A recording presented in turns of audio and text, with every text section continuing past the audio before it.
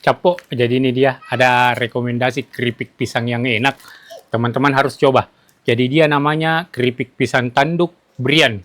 Jadi sebungkus ini itu harganya 15 ribuan.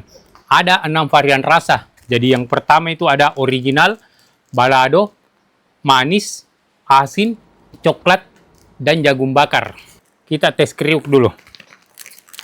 Ini saya coba yang balado. Kita tes kriuk ya.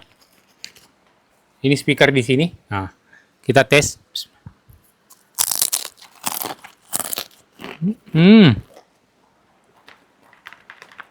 Dengar Maki, kekeriukannya.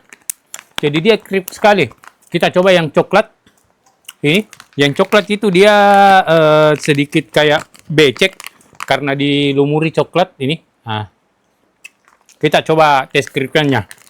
Ini yang coklat ya.